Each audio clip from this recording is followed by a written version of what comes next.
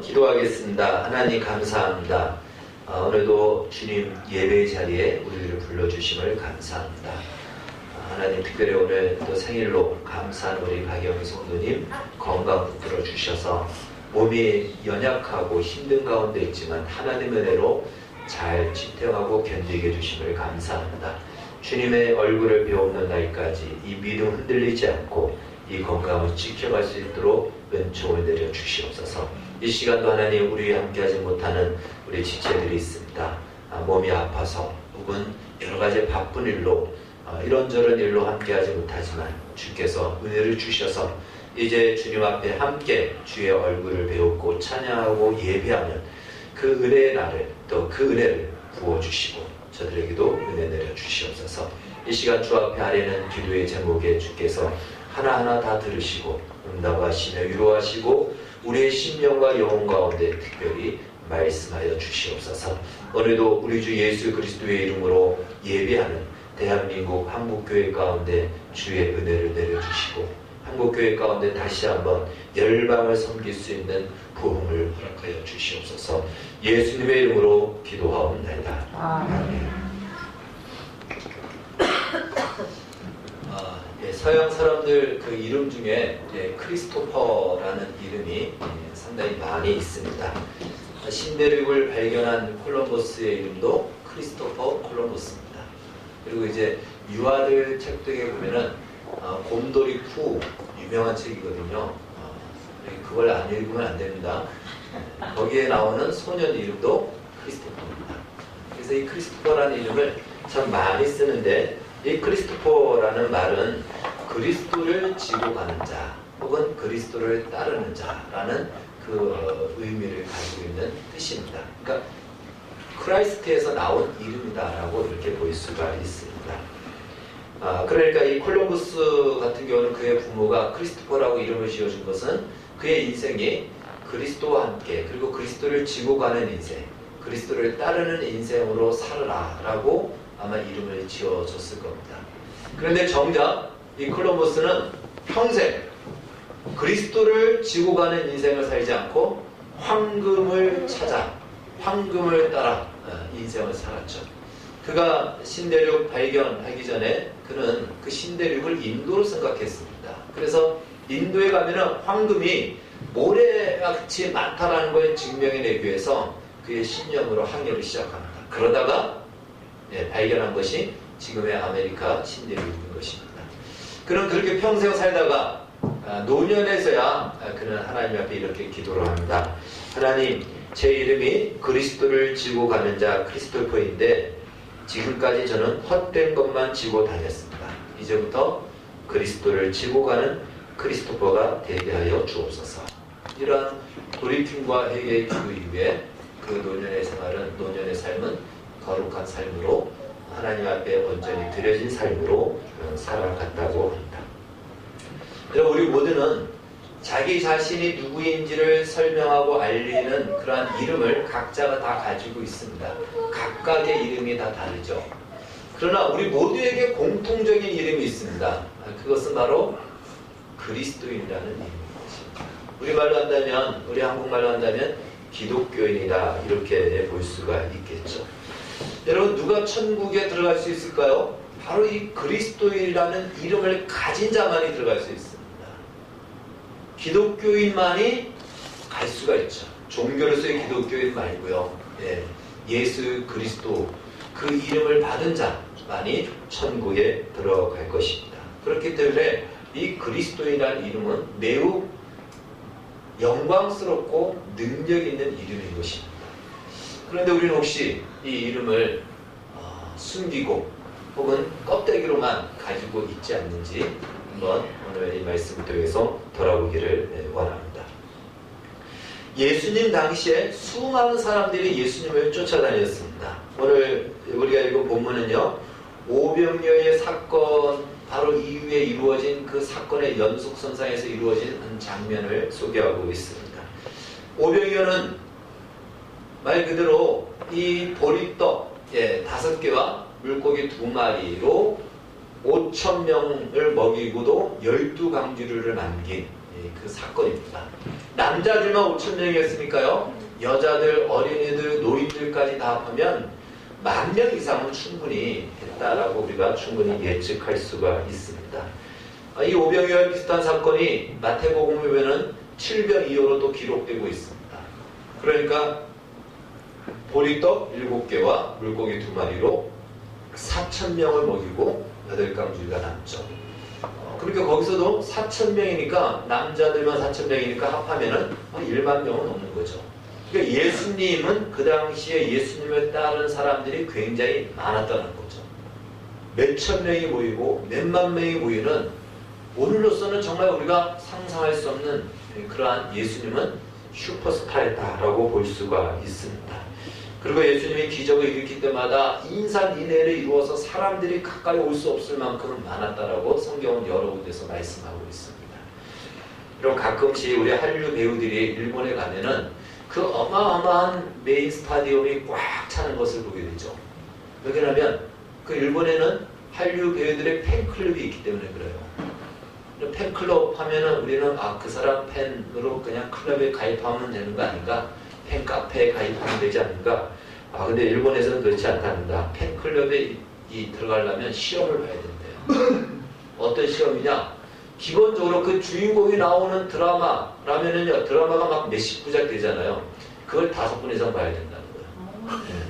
5번 이상을 봐야 되고, 그 다음에 시험을 봐야 되는데 어떤 시험이냐? 드라마를 보여주다가 스탑 탁 시키고 그 다음에 대사를 말해봐. 이렇게 해서 그걸 외워야 되는 거예요. 그리고 어느 장면을 이야기하고는 그때 어떤 색깔의 옷을 입었는지, 그 옆에 뭐가 있었는지 이걸 다 맞춰야지 팬클럽에 들어가요. 그렇게 들어간 사람들이 그 열렬 팬들인 거죠. 광 팬들이죠. 대단했던 것이죠. 지금도 그런 팬들이 많이 있고요. 여러분, 그런데 예수님도 만만치 않아요. 예수님의 팬클럽이 얼마나 많았는지 모릅니다. 오늘 본문은 오병이어 사건이 어떻게 일어났냐면 예수님이 빈들로 나가니까 예수님을 쫓아 수많은 사람들이 모여들었습니다. 그러고는 예수님의 말씀을 듣는데 며칠 동안 듣냐면 3일 동안 듣는 거예요. 3일 동안 집에 가지 않고 예수님의 말씀 앞에 그들이 다 서 있는 것입니다. 가져온 것도 다 먹고 이제 배가 고팠겠죠. 또 어떤 사람들은 집에 밥에 뭐 똑같은 별볼일 없으니까 여기서 뭐라도 있겠지 하는 마음으로 아마 3일 있는 사람도 있을 것이고, 어찌됐든 3일 동안 그 예수님을 떠나지 않을 만큼 대단한 왕팬들이다. 팬클럽 이상이죠. 그러니까 아마 지금의 그 팬클럽의 원조가 아마 예수님이지 않았을까, 이렇게 생각될 만큼 대단한 사람들이 많이 있었습니다. 뒤지지 않죠. 예수님이 빈들에 있다 하면은 전부 다 빈들로 나가고, 도시에 있다 그러면 전부 다 도시로 몰려들고, 그래서 항상 이슈가 됐고 사람들의 일목이 집중되었던 것입니다. 이런 팬들을 성경적 용어로 얘기한다면 무리라고 이야기합니다. 무리죠. 이렇게 한꺼번에 몰려다니고 한꺼번에 모여있으니까 무리입니다. 그러면 이 예수님의 팬들, 아니 이 예수님을 쫓아가는 무리들은 오늘날로 얘기한다면 무엇이냐? 바로 오늘날로 얘기한다면 교인일 수 있고요, 신자일 수 있는 것입니다. 그렇죠. 예수님의 십자가 앞에 우리는 이렇게 다 몰리잖아요. 한꺼번에 다 모일 수 없으니까 각각 나눠서 그 예수님 앞에 다 모이지 않습니까? 그래서 1차적으로 우리 모두는 다 무리인 것이죠. 결코 예수님을 믿지 않는 사람들을 무리라고 말하지 않죠. 왜? 예수님이 있는 곳에 옆에 있는 자들이기 때문에 불신자들은 그 자리에 오지 않죠. 그러니까 오늘날 신자라고 하는 모든 우리들 무리라고 성경은 지칭하고 있는 것입니다. 자, 이 예수님을 쫓아가는 또 한 무리의 사람들이 있는데요. 그들을 성경은 제자라고 말씀하고 있습니다. 예수님 당시의 제자는 예수님의 12제자와 그리고 70여 명의 제자들이 있었습니다. 그래서 얼핏 보면 무리와 제자는 구분이 잘 안 가는 것 같아요. 왜요? 예수님이 있는 곳에 무리도 있고 제자도 있으니까. 그 무리 속에 제자가 있으니까 제자와 무리가 뭐 그렇게 차이가 있나 라고 생각이 됩니다. 여기에는 공통점이 있고 차이점이 있습니다. 공통점은 무엇이냐? 바로 예수님을 쫓아간다는 것입니다. 예수님이 있는 곳이라면 어디든지 무리들도 가고 제자들도 그 옆에 항상 있습니다. 그러니까 예수님의 옆에 있다라고 하는 사람들은 바로 무리 아니면 제자의 공통점이고 같이 있는 것입니다. 그러나 이 둘은 중요한 차이가 있습니다. 첫 번째, 이 무리들은요, 예수님을 쫓아갔는데 이들은 예수님이 부리지 않았는데도 쫓아간 사람들이에요. 광팬들이죠. 예수님이 있는 곳이라면 야, 예수가 어디 있다, 예수님이 어디 있다 그러면 다 같이 몰려들었던 것이죠. 부르지 않았는데도 자기 발로 쫓아서 간 사람들, 이들이 바로 무리인 것입니다. 능동적인 어떤 그런 모습이 있죠. 열렬팬들이죠. 정성과 열성이 대단한 사람들입니다. 반면에 제자들은요, 예수님이 불러서 예수님 옆에 있는 사람들이에요. 나를 따라오너라 해서 그 예수님을 따라온 사람들이 제자입니다. 근데 약간은 수동적인 부분이 있어요. 그런데 여기서 능동과 수동의 차이는 무엇이냐면, 이 무리들은요, 자기의 발로 쫓아갔다라는 것은 뭐냐면은 중심이 자기예요. 나의 중심으로, 나의 힘으로, 나의 신념으로, 나의 가치로 내 기준을 갖고 내가 근거가 되어 쫓아가는 겁니다. 반면에 제자들은 불렀기 때문에 가는 거야. 그러니까 근거가 자기보다는 부른 자의 말씀, 부른 자의 명령, 부른 자의 그 부름, 그것이 근거가 되고 기준이 됩니다. 이 차이가 있는 것이죠. 두 번째, 이 무리라는 말의 원어에는요, 소유하다라는, 헬라어로 이걸 에코라고 하는데, 이 에코라는 말에서 나온 하나의 그 파생된 단어에서 이 무리라는 말이 나옵니다. 다른 말로 무리는 뭔가를 소유하기 위해서 쫓아간 사람들입니다. 뭔가를 얻어내기 위해서, 얻기 위해서, 자기에게 이익과 자기의 유익을 위해서 쫓아간 사람들, 이들이 바로 무리입니다. 무리들이 왜 예수님을 쫓아갔을까요? 오늘 우리가 읽은 본문 6장 바로 27절에 가면은 예수님이 이렇게 얘기하세요. 무리들이 막 예수님을 찾으니까 이 사람들이 나를 찾는 것은 표적을 본 것 때문에가 아니고 그들이 먹고 배부른 떡 때문에 나를 찾는 것이다. 무리들이 예수님을 찾아가는 이유가 있어요. 예수님을 찾아가면 내 배고픔이 해결이 되니까, 떡을 얻을 수 있으니까, 뭘 얻을 수 있으니까, 뭔가를 내가 그 예수님 때문에 얻어내는 것이 있으니까 이 무리는 그러한 목적과 동기를 갖고 예수님을 쫓아갑니다. 오늘날도 교회를 나오는 이유가 이러한 이유가 많이 있죠. 문제 해결을 위해서, 또 복을 받기 위해서, 어떠한 문제를 해결하기 위해서 그렇게 교회를 나오는 경우가 있습니다. 그건 잘못되지 않았습니다. 얼마든지 그것이 계기가 되어서 예수님을 만날 수 있기 때문에 무리로서는 그럴 수 있는 것입니다. 그런데 문제는 무리는 그것만으로 끝난다는 거예요. 항상 나한테 이익되는 것이 있을 때만 예수님을 쫓아가고, 그렇지 않으면 쫓아갈 이유가 없는 거예요. 그러나 제자는 그렇지 않습니다. 이익이 있든 없든 해야 되기 때문에, 그리고 명령하셨기 때문에, 그것이 옳기 때문에 그 자리로 나아가는 것입니다. 이 차이가 있는 것입니다. 세 번째, 제자라는 말에는요, 이런 그 단어의 뜻이 있습니다. 무리는 소유라면은, 제자라는 말에는 이 마스테스라는 단어에는 담다라는 의미를 가지고 있습니다. 담다, 증거하다라는 그 어원을 같이 가지고 있어요. 그래서 제자는 소유하기 때문에, 뭔가 얻기 때문에 아니고 그 스승을 닮아가는 것, 그것이 제자라는 것입니다. 세 번째, 무리와 이 제자의 차이가 있다면, 무리는 자기에게 이익되는 것이 없으면 관망만 한다는 것입니다. 손해볼 행동을 하지 않는다는 것이에요. 자기의 피로만을 채운다. 여러분, 오늘날도 우리 신자들 안에, 교인들 안에, 교우들 안에 무리로서 인생과 신앙을 끝낼 수가 있어요.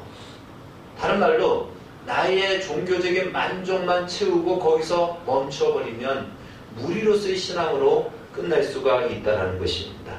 오늘 본문에도요, 이제 우리가 읽은 말씀 66절이죠. 이 사람들이, 이 무리들이 예수님이 하시는 말씀이 자신들의 생각과 달라지니까, 자신들이 기대했던 것과 달리 얘기하니까 뭐라고 얘기하냐면, 많은 사람이 떠나가고 다시 그와 함께 다니지 아니하더라, 이렇게 얘기합니다. 내 이해 타산과 달라지면, 그러면은 더 이상 내가 그를 쫓아가지 않아요. 쫓아가지 않습니다. 이게 무리예요. 제자는 손해를 보더라도 그렇지 않다는 것이죠. 그것이 맞는 것이라면 기꺼이 감수하는 것입니다. 그래서 이렇듯 무리와 제자는 분명한 차이가 있습니다. 근본적인 차이가 있습니다. 그래서 나중에 보면은 어떻게 달라지는가, 이 성경의 내용을 이제 요약해서 본다면, 나중에 예수님이 예루살렘에 입성할 때에 무리들은 어떻게 했냐면요, 예수님에 대해 환영을 했습니다. 드디어 예수님이 이 심장부에 들어오는구나 하면서 종려나무를 펴고 흔들면서 자기 겉옷을 그 앞에 엎드리고 양탄자로 깔고 하면서 예수님을 환영했죠. 왜요?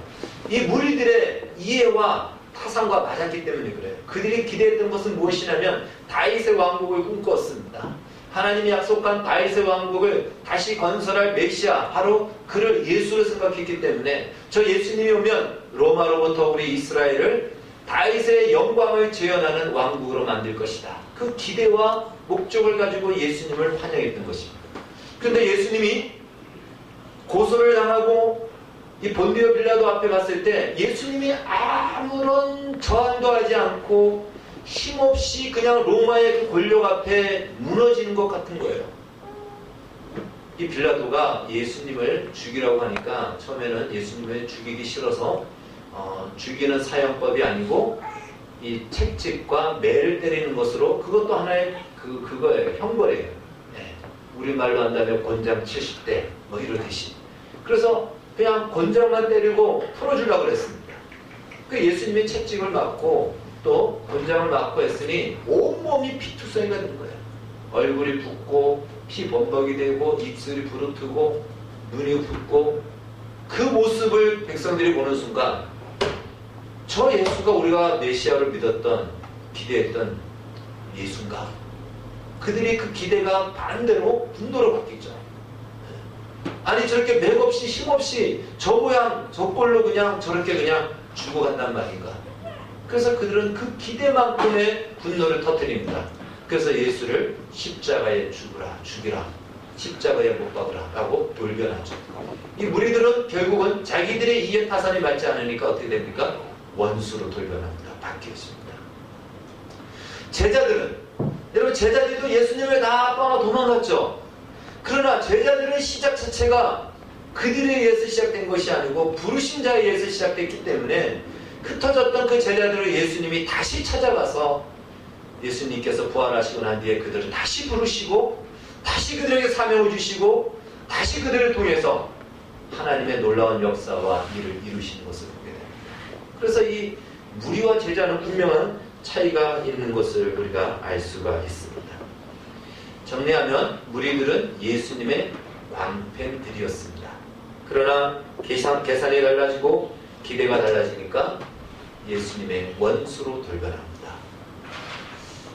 여러분, 우리도 위기가 오면 그럴 수 있는 사람들이 있어요. 그러면 안 되겠죠.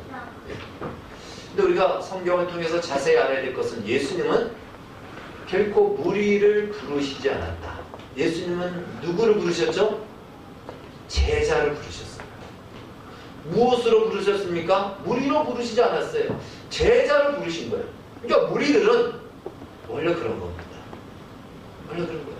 자기들의 마음이 좋으면은 막 다 할 것 같지만 마음이 비틀어지고 자기의 기대가 달라지면 안색이 바뀝니다. 그러다가 또 다시 막 좋아지고, 물론 우리 신앙이 그런 과정을 거쳐서 제자가 되는 한 과정일 수 있습니다. 그러나 문제는 그것으로만 끝난다면 우리의 신앙과 인생은 무리의 인생으로, 무리의 신앙으로 그냥 끝이 난다는 것입니다. 여러분과 저는 1차적으로 무리처럼 보입니다. 예수 믿는 모든 사람들이 다 무리처럼 보입니다.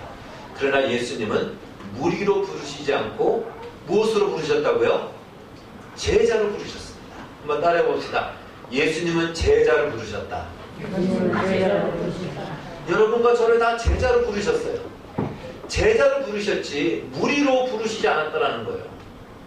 내 마음에 들면 나가고 마음에 들지 않으면 멈춰버리고 이러한 무리로 부르시지 않았다라는 것입니다. 제자로 우리를 부르셨다는 사실을 우리는 기억해야 됩니다. 아까 말씀드렸듯이 무리들은 내 발로 나갔기 때문에, 내가 좋아서 나갔기 때문에, 내가 싫으면 내가 그냥 그만두는 거예요. 기준도 내가 정하는 거예요. 아니 예수 믿으면 이렇게 해줘야지 왜 이런 것들이 없어? 내가 기준을 정해서 내가 멈춰버립니다. 이런 건 무리의 신앙입니다. 그런 무리의 신앙이 아닌 제자의 신앙으로 주님은 우리를 부르십니다. 우리 교회 표어를 여러분들 아시죠? 네. 여기 앞에도 있지 않습니까? 한번 우리 표어를 한번 같이 한번 읽어보겠습니다. 시작. 예수님의 제자가 되고 제자 삼는 교회. 예수님께서 12제자를 부르셨고요. 또 승천하시면서 예수님이 그들에게 부탁하셨습니다. 너희는 모든 민족으로 제자를 삼아. 이것이 이 본문의 문맥의 주동사입니다. 주동사예요. 아버지 아들과 성령의 이름으로 세례를 주고 내가 너희에게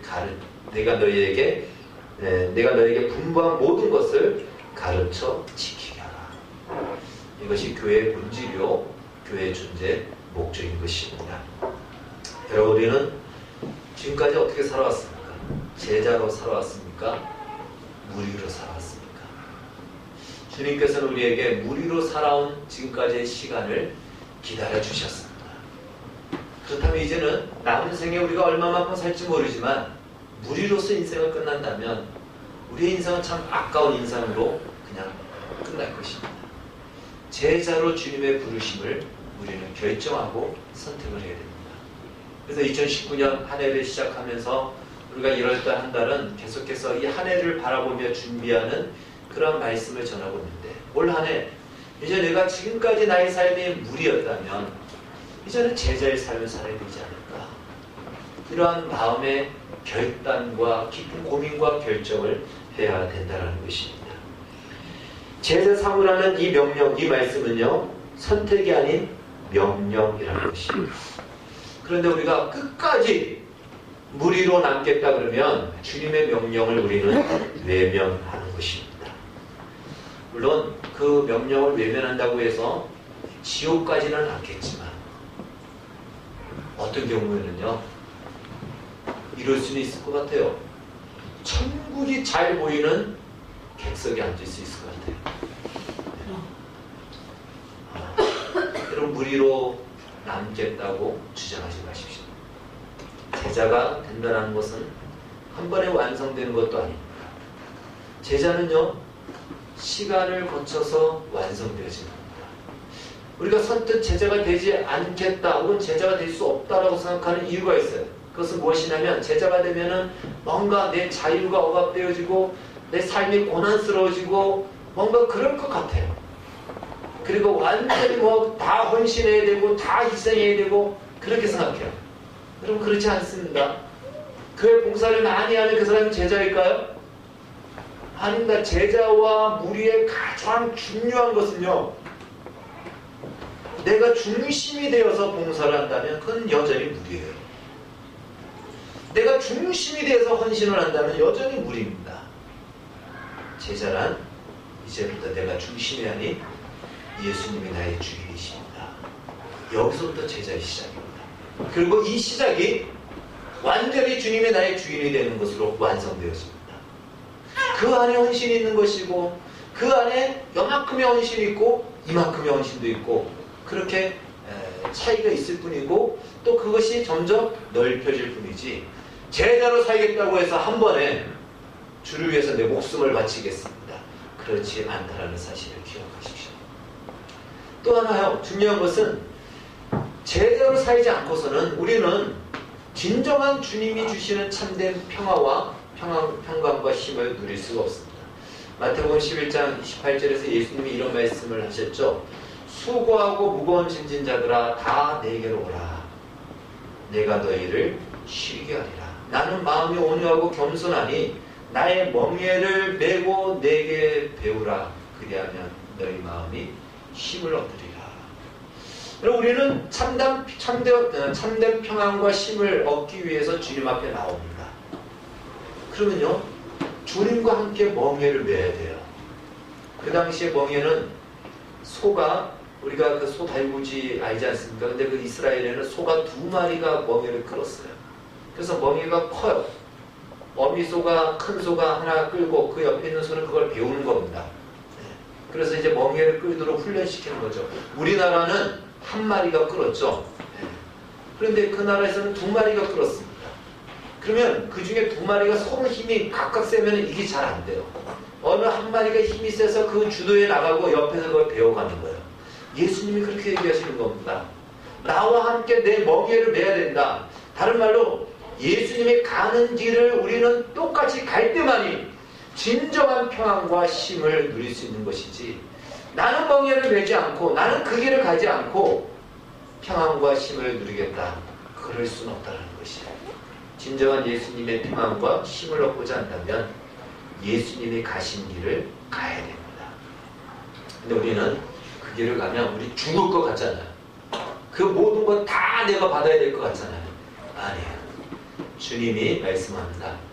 내 멍에를 메고 내가 앞서갈 테니 옆에서 너는 흉내만 내라. 그래요. 여러분, 그러니까 거기까지 가는 거지 우리가 그 멍에를 끌고 가는 것이 아니라는 사실을 기억하십시오. 하나님께서 우리를 사랑하신 그 사랑은 바로 예수님이 가신 그 길을 통해서 우리에게 나타나셨습니다. 하나님께서 바로 그 은혜를 베풀어 주셨듯이 예수님도 제자들을 통해서 내가 가는 그 길을 나와 함께 따라가는 그 제자를 통해서 그 위대한 영광과 능력을 나타내시겠다. 이것이 예수님의 플랜인 것입니다. 또 하나, 이 제자들의 영광이 있습니다. 그럼 제자가 되는 것이 어떤 영광이 있느냐? 오늘 오병이어의 사건을 보면요, 예수님이 이렇게 말씀하십니다. 사람들이 지금 배가 고파서 먹을 것이 없는데 이제 먹을 걸 줘야 되겠다. 여러 가지 과정을 생략하고 예수님의 제자들에게 이야기합니다. 50명씩 사람들을 그룹지어 앉히게 하라. 그래서 인원수를 금방 파악할 수 있었던 거예요. 50명씩 그룹을 지었습니다. 50명씩 앉으세요. 앉았어요. 그리고 예수님이 오병이어를 가지고 하나님 아버지께 축사 감사 기도를 합니다. 제자들도 같이 기도했겠죠. 그런데 기도하고 우리가 예수님의 이름으로 기도합니다 하고 아멘 했는데 예수님의 손에 어마어마한 오병이어들이 막 쏟아져 있는 거예요. 제자들에게 이걸 가지고 나눠줘라. 제자들이 가지고 50명 그룹이 있는 그 그룹으로 나가서 나눠줍니다. 얼마나 신이 났겠습니까? 그리고 또 와오니까 예수님이 분명히 아까 가져갈 때 다 가져갔는데, 제자들이 12명이 막 나눠갔으니까 이 있는 걸 다 가져갔는데 다시 돌아오니까 예수님의 손에 또 그게 어마어마하게 많이 있는 거예요. 또 나눠줍니다.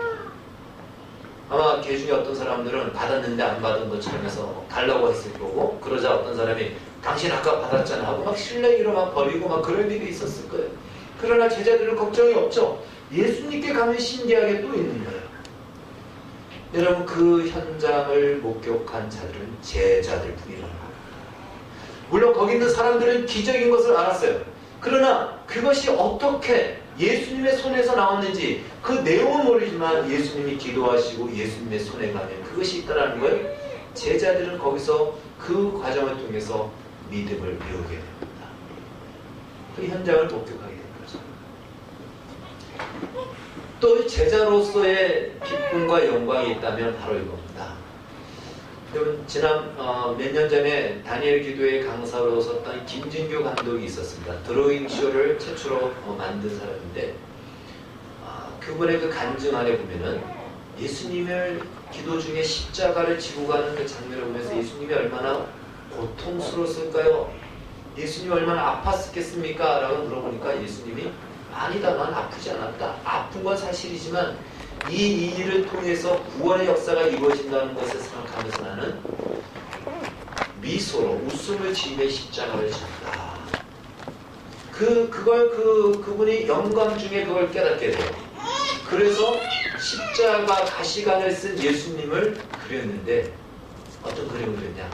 미소 짓는 예수님을 그렸습니다. 우리는 보통 서양의 그동안 성화의 그림을 보면 십자가에 달린 예수님은 굉장히 고통스러운 얼굴이죠. 아니면 아주 창백한 얼굴이던가 그냥 담담한 얼굴이다. 근데 이 김진구 감독이 그렇게 그렸어요. 뭐 그림을 한번 볼까요? 바로 저 그림이죠. 예. 뭔가 고통의 가시관이 있지만 미소를 짓고. 맞아요. 왜? 이것이야말로 하나님이 이루시고자 했던 하나님의 뜻이었고 하나님의 사랑이었기 때문에 예수님은 비록 고통스럽지만 이 일들을 감당하면서 웃음을 짓습니다. 그러자 바로 그 피범벅이 되고 땀 흘리고 고통스럽고 어떤 악취가 나야 될 예수님으로부터 향기를 맡게 됩니다. 예수님의 꽃향기. 이렇게 묘사를 해요. 두 번째 장면. 바로 그 저 가시관이 꽃향기로 바뀌어집니다. 여러분 저거는요, 저는 충분히 정말 깊이 있게 예수님의 고난의 자리에 들어가 있을 때만이 느낄 수 있는 것이다. 이렇게 여겨집니다. 이 김진규 감독이 그것을 하나님의 은혜 가운데 영감을 받게 됐고 저렇게 묘사했습니다. 누구만이 저 예수님의 십자가의 고난을 꽃향기로 표현할 수 있을까요? 예수님 곁에 있는 사람만. 예수님이 십자가를 지고 가실 때 넘어지니까 로마 병사가 억지로 구레네 사람 시몬에게 십자가를 지고 가게 합니다. 굉장히 수치스러운 거죠. 십자가를 내가 내 것도 아닌데 이 십자가는 사형틀인데 그 사형틀을 내가 지고 가야 된다는 것은 매우 수치스러운 겁니다. 그러나 십자가를 지는 예수님을 가장 가까이서 볼 수 있었던 사람은 구레네 사람 시몬뿐이었다는 거죠. 나중에 이 구레네 사람 시몬의 자녀들이 초대교회에 위대한 일꾼들로 세워지는 것을 보게 됩니다.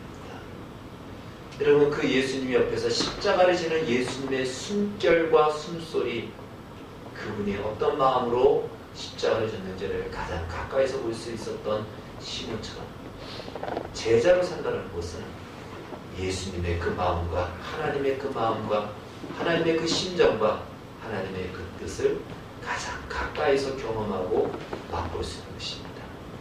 그래서 예수님이 이렇게 말씀하신 거예요. 내 멍에를 메고 내게 배우라. 바로 그 옆에서 이 세상을 바라보시는 하나님의 마음, 이 악으로 가득 차 있는 세상, 어쩌면 겉으로 봤을 때는 당장에 한 번에 풀어버리고 새롭게 내가 원하는 사람들로 종족으로 만들고 싶어하는 그러한 이 세상을 참으시고 기다리시고 격려하시고 그것을 위해서 대신 희생하시는 예수님의 그 깊은 마음과 사랑을 제자만이, 그 길을 가는 자만이 경험할 수 있는 것입니다. 여러분 그렇기 때문에 제자의 길은요 고통스러운 것도 아니고요 부끄러운 것도 아니고 수치스러운 것도 아닌 것입니다. 피곤하게 사는 것도 아닙니다. 그 길이야말로 하나님의 시선이 머무는 길입니다. 그 길이야말로 하나님의 능력이 나타나는 길이라는 사실입니다. 미국 남부전쟁 때 프레데릭스버그 대전투라는 유명한 싸움이 있었습니다. 6탄전을 치르고 잠시 이제 각각 진지로 후퇴해서 거기서 대치하고 있는 상황입니다. 근데 6탄전을 치렀으니 얼마나 부상자들이 많이 있겠습니까? 이 중간에 부상자들이 막 그냥 신음하며 있고, 그때 북군의 한 병사가 물병을 가지고는 이 부상자들이 있는 곳으로 막 뛰어 들어옵니다. 그러니까 남군에 있는 이 군대가 사격을 하죠. 그런데 자세히 보니까 이 병사가 북군만 물 먹이는 것이 아니고 그 부상 입은 남쪽의 군인들에게도 물도 먹이는 거예요. 그걸 보면서 사격을 중단하고 1시간 동안 서로 부상자 처리하는 시간을 갖자라고 서로 이렇게 합의를 합니다. 그래서 그러는 와중에 북군의 장교가, 남군의 장교가 이 북군 병사에게 다가가 물어봅니다. 내 이름이 뭐냐? What is your name? 라고 물어봐요. 뭐 미국 사람이 영어로 물어봤겠죠. 그러니까 이제 영어로 대답을 해야 되겠죠. 이 북군의 병사가 이렇게 대답을 합니다. My name is Christian. 이것은 이제 자기 부모가 지어준 이름을 이야기한 것이 아닙니다. 그는 총탄에 맞아 죽을지도 모르는 그 사지 한복판으로 죽어가는 그 부상병들을 살리기 위해서 나갈 수밖에 없게끔 만든 그 이름, 그것이 바로 크리스찬의 이름인 것입니다. 그 이름이에요. 그에게 크리스천이라는 이름은 결코 값싼 이름이 아니고 자기를 장식해주는 이름이 아니라는 것입니다. 그에게 크리스천은 목숨을 낼 것만한 이름, 값진 이름, 자기 목숨보다 더 소중한 이름이었던 것이죠. 바로 그 이름에 닿게끔 그 삶의 내용이 채워진 것입니다. 여러분, 오늘 우리가 회복해야 될 이름이 있다면 바로 이 이름이죠. My name is Christian. 나는 그리스도입니다. 나는 예수님의 제자입니다. 이것만큼 영광스럽고 이것만큼 가치 있고 값진 이름이 없을 것입니다. 2019년 한 해 우리로서 지금까지 우리의 삶을 살았다면 올 한 해는 예수님의 제자로 사는 영광과 기쁨을 누리시고 기꺼이 그 길을 가기를 다짐하는 우리 모두가 되기를 주의 이름으로 축원합니다. 기도하겠습니다. 주님 감사합니다. 우리를 무리로 남겨놓지 않고 제자로 불러주셨습니다. 예수님이 가신 그 길, 예수님 그 가신 그 길을 알 수 있고 그 길에 참여할 수 있고 그 영광에 참여할 수 있는 제자로 우리를 부르시고 있습니다. 주님, 우리는 그 길이 너무 힘들고 고난스러워서 그동안 무리로 남았습니다. 그러나 그 길이 얼마나 영광스러운 이름인지 올 한 해는 그 이름에 하나님에 걸맞는 그 이름이 우리 삶의 내용으로 채워지고 표현되어지고 또한 나타나는 복된 한 해가 되기로 원합니다. 제자로 살기로, 제자가 되기를, 그리고 제자 삼는 우리 모두가 되게 하여 주시옵소서. 예수님의 이름으로 기도하옵나이다.